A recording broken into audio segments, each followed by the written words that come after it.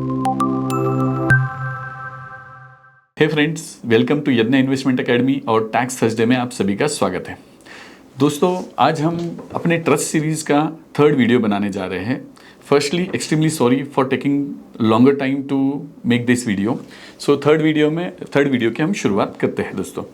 तो दोस्तों, इस वीडियो में हम देखेंगे कि भाई ट्रस्टी कौन बन सकता है, बेनिफिशरीज कौन बन सकता है, उसमें हमको कौन कौन सी चीज़ों का major points where we need to look into, ऐसे इंपॉर्टेंट पॉइंट्स हम देखने वाले हैं। तो चलिए दोस्तों, हम वीडियो के साथ आगे चलते हैं। तो पहले तो दोस्तों, इसमें ट्रस्ट में ट्रस्टी कौन कौन बन सकते हैं। तो पहले तो कोई भी बन सकता है, एनी नेचुरल पर्सन और जुडिशियल पर्सन। मतलब कोई कंपनी भी ट्रस्टी बन सकता है और नेचुरल पर्सन जो है, मतलब बीइंग इंडिविजुअल, कोई भी बन सकता है। So who should be competent to contract होना चाहिए, तो वो ट्रस्टी बन सकता है। दूसरी बात है कि भी यहाँ पर जो है ट्रस्टी करता क्या है, तो ट्रस्टी यहाँ पर प्रॉपर्टी होल्ड करता है on behalf of beneficiaries. Trust में ट्रस्टी जो है वो प्रॉपर्टी होल्ड करता है ऑन बिहाफ ऑफ बेनिफिशरीज। तो वो कितने हो सकते हैं, तो there can be any number of trustees. मतलब जितने चाहें, जो सेटलर इस ट्रस्ट को बना रहा है for the benefit of beneficiaries, वो चाहे उतने ट्रस्टीज इसमें अपॉइंट कर सकता है। तो क्या ट्रस्टी बाद में बदले जा सकते हैं, तो हाँ, ट्रस्टी बदल भी सकते हैं।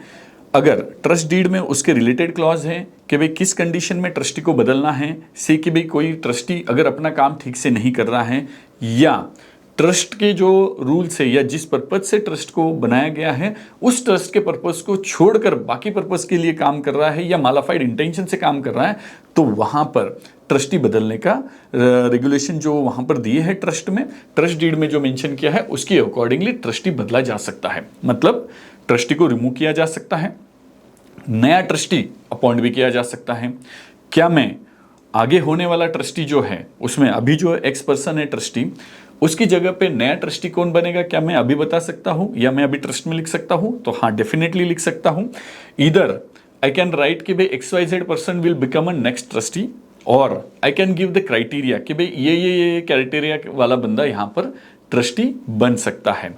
तो ऐसे केस में मैं मेरा नेक्स्ट ट्रस्टी भी अभी ट्रस्ट डीड में मेंशन कर सकता हूं। जिसने ट्रस्ट सेटल की है उसको हम सेटलर बोलते हैं।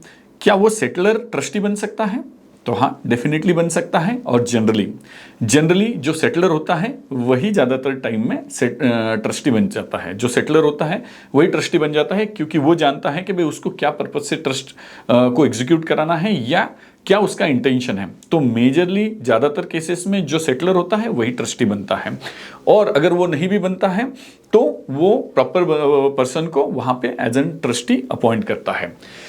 क्या सेटलर अकेला ही ट्रस्टी रह सकता है, तो वो तो रह ही सकता है, वो उसके साथ में और भी ट्रस्टीज को ले सकता है। तो फिर क्या जो बेनिफिशरीज है, जो ट्रस्ट में बेनिफिशरीज है, क्या उन बेनिफिशरी में से कोई ट्रस्टी बन सकता है, तो हाँ, डेफिनेटली बन सकता है। कि भाई सेटलर है तो सेटलर भी बन सकता है, बेनिफिशरी है तो वो भी बन सकता है, दोनों का कॉम्बिनेशन भी हो सकता है कि भाई सेटलर है वो भी रहेगा और बेनिफिशरी में से भी कोई रह सकता है। तो इस तरह से सेटलर भी ट्रस्टी बन सकता है, बेनिफिशरी भी ट्रस्टी बन सकता है। In case of emergency situation, कि भाई मान लेते हैं कि भाई सारे ट्रस्टी में भी एक है या नंबर ऑफ ट्रस्टीज है, दे कोई रीजन से all expired, nobody is there, और अनसाउंड माइंड के बन गए या जो भी हो गया, तो because of some reason they are incapable to perform the trusteeship.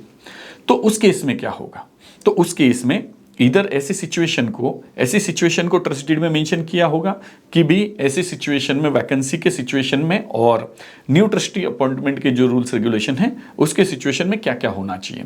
तो वहां पर नया ट्रस्टी अपॉइंट होगा, या अगर हमने नेम मेंशन किया है ट्रस्ट डीड में तो वो भी होगा। तो हमने यहाँ पर हम जब इंपॉर्टेंट पॉइंट्स देखेंगे ट्रस्ट डीड फॉर्मेशन के समय के, तो उसमें ये आएंगे कि भाई हमने क्या क्या चीज़ों का ध्यान रखना है। तो समरी पॉइंट रहने वाले हैं कुछ, तो उसमें ये भी एक इंपॉर्टेंट पॉइंट है कि भाई नेक्स्ट ट्रस्टी में भी वैकेंसी का कोई भी रीजन हो सकता है, इधर डेथ, इंसॉल्वेंसी, या फिर कोई अनसाउंड माइंड का हो गया है, कोई इनकेपेबल है, कोई भी रीजन से, मेडिकल रीजन से बोलो, हेल्थ रीजन से बोलो, कोई भी रीजन से अगर ट्रस्टी इनकेपेबल होता है तो उसकी जगह पे नया ट्रस्टी आने के लिए ट्रस्ट डीड में क्लॉज होगा।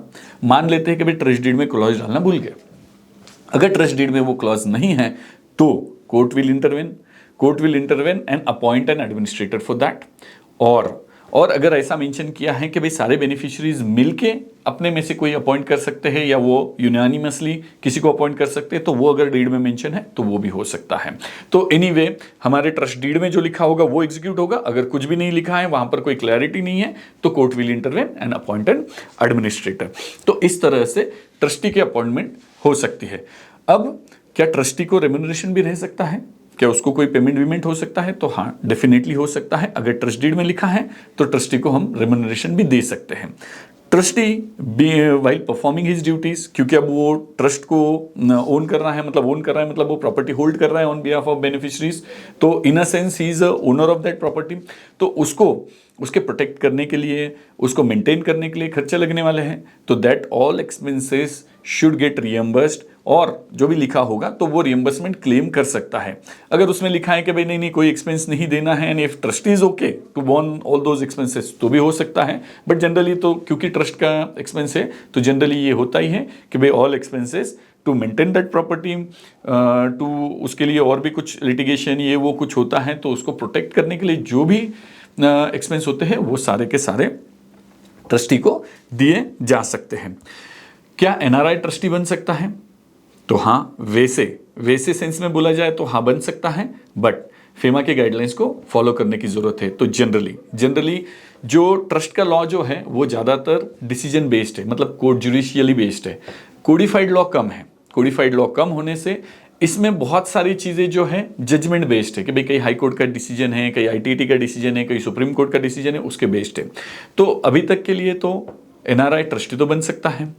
बस प्रॉब्लम आ सकता है कि भाई रेसिडेंशियल स्टेटस के लिए कि भाई ट्रस्ट को फेमा के एंगल से कुछ है क्या दिक्कत, तो वहां पर जनरली व्यू है, एक्सपर्ट्स के व्यू ये है कि भाई मेजोरिटी जो ट्रस्टीज हैं अगर वो रेसिडेंट रहे तो बेटर है। अगर वो रेसिडेंट रहे तो बेटर है। मान लीजिए 3 ट्रस्टी है, तो उसमें से 2 ट्रस्टी अगर रेसिडेंट रहे तो हमारे लिए ईजी है। इट इज़ नॉट कि भाई एनआरआई सिंगल ट्रस्टी है और वो एनआरआई नहीं हो सकता। It's not like that. बस कंप्लाइंस जो है फेमा आरबीआई के कंप्लाइंसेस जो है वो हमको देखने हैं। ये सारा हम इतने डिटेल में यहाँ जा नहीं सकते, बस हम ये बता रहे कि भाई हो सकता है या नहीं हो सकता है। ये हो गया रिगार्डिंग ट्रस्टीज। अब हम देखते हैं कि भाई बेनिफिशरीज के लिए, तो बेनिफिशरीज कौन कौन हो सकते हैं। तो beneficiaries real person, judicial person, मतलब जैसे इंडिविजुअल मैं हूं तो मैं ट्रस्टी, मैं बेनिफिशरी बन सकता हूं, या कोई दूसरी ट्रस्ट भी बन सकती है, कोई कंपनी भी बन सकती है। तो beneficiaries can be a real person और जुडिशियल पर्सन, कोई भी हो सकता है। फिर क्या माइनर बन सकता है?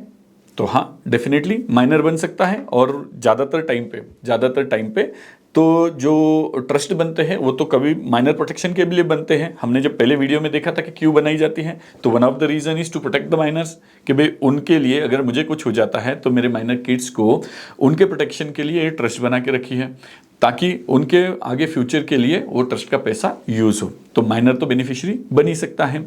फिर जो सेटलर है क्या वो बेनिफिशियरी बन सकता है?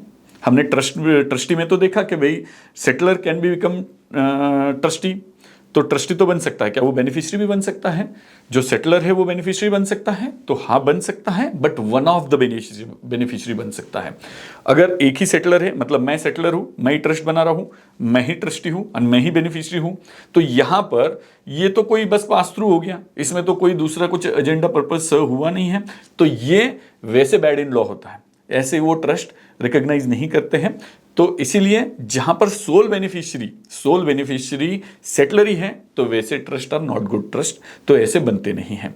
तो मेरे लिए सेटलर जो है, सेटलर ट्रस्टी बन सकता है, सेटलर बेनिफिशियरी भी बन सकता है, but one of the beneficiary बन सकता है, ओनली बेनिफिशियरी नहीं हो सकता है। तो ये चीज़ हमने ध्यान रखना है। तो जनरली इसीलिए जब ट्रस्ट सेटल होता है तो टैक्सेशन पॉइंट ऑफ व्यू से भी, जब टैक्सेशन पे आएंगे हम, तो उस पॉइंट ऑफ व्यू से भी देखेंगे कि भाई जनरली जब सेटलर होता है तो उसको बेनिफिशियरी नहीं बनाते। तो मैं मेरी ट्रस्ट बनाऊंगा तो मेरे बच्चे और वाइफ होंगे उसमें बेनिफिशियरीज, या आगे की जनरेशन जो भी रखना है मुझे, 3 जनरेशन 4 जनरेशन जो भी कंडीशन रहेंगे, बट मैं खुद नहीं रहूंगा।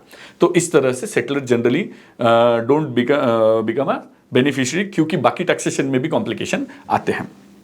फिर क्या एचयूएफ जो है वो क्या बेनिफिशियरी बन सकता है? तो डेफिनेटली बन सकता है कि भाई एचयूएफ भी ट्रस्ट में बेनिफिशियरी बन सकता है।